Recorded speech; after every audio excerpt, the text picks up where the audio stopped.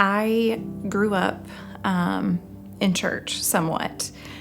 Up until I was about 6 or 7 years old, my family went to church. After that, like 6 or 7 years old, my parents struggled with addiction, and that was a part of my life. And so as a result of that, we kind of drifted away from the church with my family.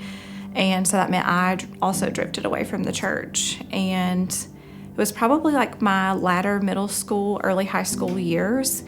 I really struggled with just my identity and who I was. I knew who my parents were and even some other extended family, and the addiction, it seemed like had plagued our family almost. Everywhere I could turn around and look, for the most part, there was an addict or someone that was misusing some type of substance. So in my mind, I just thought that was the life for me. Like that was the road that I was going to go down. I didn't really have a hope. I didn't really see another path forward.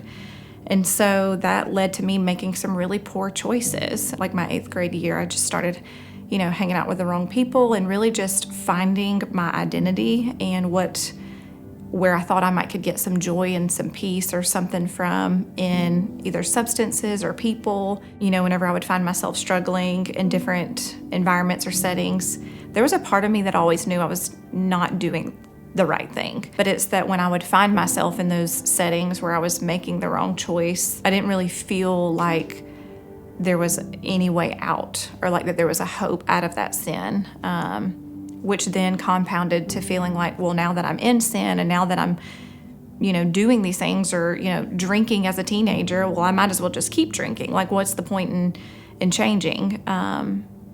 Because it just felt like there was no hope.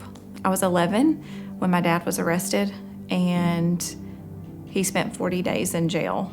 And I think that really shaped, in a way, some of like how I viewed my Heavenly Father, in a way of like, a little distance. And there was a lot of junk in between us for a while, and having to go and visit my dad in jail and talk to him through a phone with a piece of glass in between you, it just made me feel like, if it's this hard to talk to my earthly father, like, it must be extremely difficult to have a relationship with Jesus. But thank God for his grace and his redemption, and that's not where our story ends. And there was redemption found within me and my earthly father that very much, to me, is somewhat a mirror of the redemption and the grace that I've found in my Heavenly Father, because I know that relationship was restored because of Jesus.